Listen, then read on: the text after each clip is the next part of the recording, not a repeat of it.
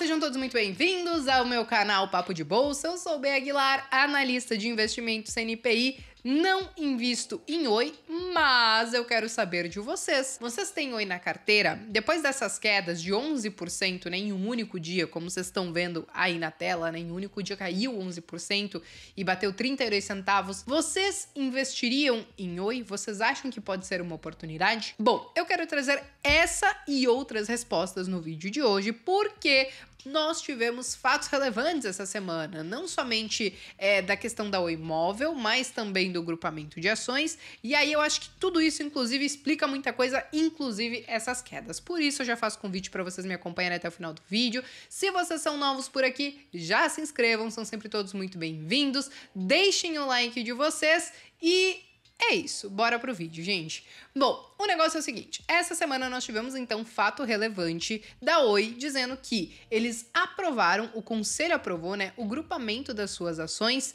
no fator de 50/1. E o que isso significa? Significa que se você é acionista de Oi e tem 50 ações, você vai receber uma ação de maior valor no lugar dessas 50 ações. Ou seja, considerando a cotação de hoje, que eu tô gravando para vocês, de 30 e poucos centavos, é como se essas suas 50 ações de 30 e poucos centavos fossem substituídas por uma ação de 15,50, 16 reais, enfim, depende do quebradinho ali dos 30 centavos que tem, né?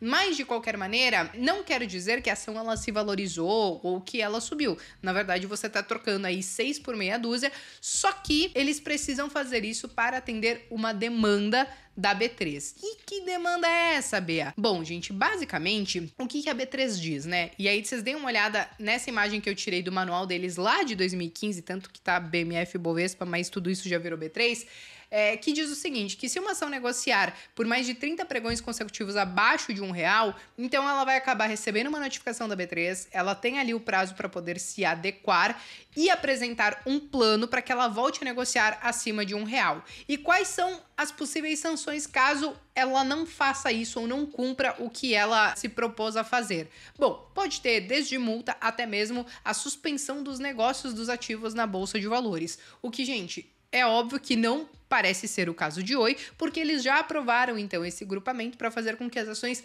passem a negociar acima de R$1. É um ponto muito importante sobre isso, é que foi basicamente o conselho que aprovou, tudo isso ainda precisa ser aprovado também na Assembleia Geral, que isso deve acontecer em novembro, e só depois de novembro que aí sim nós teremos, por exemplo, as datas de quando tudo isso vai acontecer, a data de corte, o preço, etc e tal. Então é importante a gente ficar atento sobre tudo isso, ainda existem essas etapas para efetivamente isso acontecer, mas a questão é que esse foi o último fato relevante. E só um último questionamento que eu sei que surge em cima disso é o seguinte, né, porque a gente tá falando de uma conversão de 50/1. Só que eu sei que alguns de vocês vão ter algumas ações quebradinhas, no sentido de, sei lá, será que você tem 123 ações no portfólio de Oi? O que acontece com essas 23? Bom, basicamente você vai receber 2 ações, então, de Oi, por essa conversão de 50/1, e aí aqueles 23 que sobraram, que não podem ser convertidos, geralmente chega no final desses programas, né, de grupamento ou até mesmo de desdobramento, eles vendem essas sobras e aí você é acreditado na conta em dinheiro. Então você vai receber ações e dinheiro nesses casos onde você tem essas quebras aí desses papéis, né? Mas beleza, gente, será que foi por conta disso que o mercado acabou batendo em Oi? Olha, em partes até pode ser, porque geralmente quando uma empresa faz um grupamento ainda mais desse tamanho de 50/1, mostra que a situação realmente não está muito boa, então pega mal para o papel, mas eu acho que o fator principal foi que nós tivemos algumas notícias a respeito de Oi, gente, que tem a ver ainda com a venda da Oi Móvel, que foi leiloado, né? Então a Oi, a TIM, a Telefônica, né, a Vivo acabaram arrematando por 16,5 bilhões. E aí o que acontece? Quando eles fizeram esse arremate da Oi Móvel, eles fizeram um contingenciamento ali de um valor de 1,4, quase 1,5 bi, caso houvesse alguma mudança no valor lá no final, etc e tal.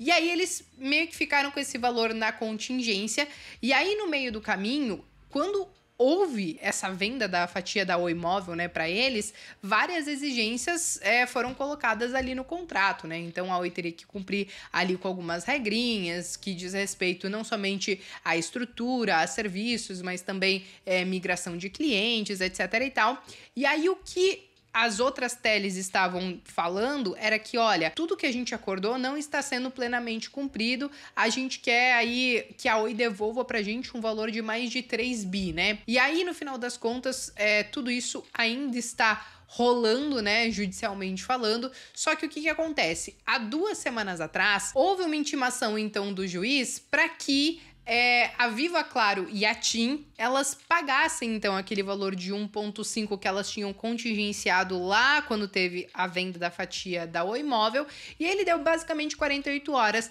Só que o que aconteceu daí nessa semana e que acabou, inclusive, impactando nos papéis, né? A Claro, a TIM e a Vivo, elas tentaram, então, no STJ, derrubar essa liminar favorável à Oi desse pagamento desses 1,5 bi, né? Então, eles estão tentando empurrar isso cada vez mais com a barriga e empurrar para frente, né, dizendo que não, eles não têm que pagar tudo isso, porque eles também acham que a Oi deve algo para eles. Então, no final das contas, tem esse embate que tá rolando e que deve continuar rolando aí pelas próximas semanas. Então, isso acabou impactando o papel também, porque, né, apesar de nós estarmos falando da venda do imóvel por 16,5 bi, e aí você tem esse contingenciamento de 1,5 bi, e esse 1,5 bi nem parecer tanta coisa, gente, é 1,5 bi. E para uma empresa que está em recuperação judicial, é bastante coisa, qualquer coisa conta, entendeu? Então é óbvio que o papel ele acaba sofrendo um pouquinho mais, né? Então acho que esses são os fatores que acabam impactando principalmente a Oi, pelo menos os últimos, né? Acho que não vale nesse vídeo a gente trazer toda uma cronologia de tudo que tá acontecendo com ela desde quando ela entrou em recuperação judicial, porque a gente já fez vídeo aqui no canal, apesar de que fazia tempo que eu não falava dela, mas basicamente são esses os últimos fatos relevantes. E aí, dado tudo isso, aí vem a tal da pergunta, Bea, será que com essas últimas quedas e com esses últimos fatos relevantes, vale a pena investir em Oi? E olha, gente, eu, Bea, continuo de fora. Eu acho que o papel, ele ainda tem um grau elevado de risco,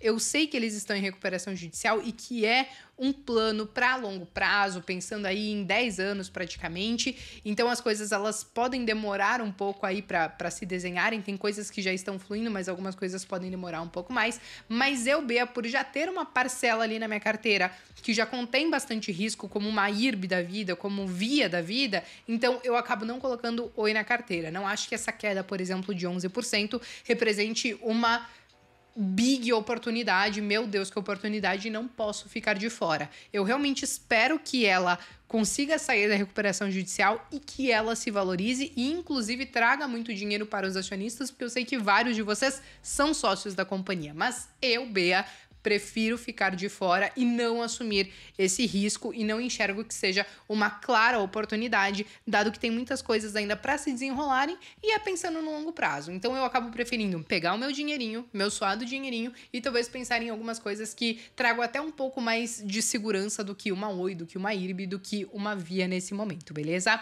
Bom, pessoal, basicamente este era o vídeo de hoje, um pouquinho mais breve até do que nós estamos acostumados, mas realmente era para trazer esses últimos acontecimentos com Oi.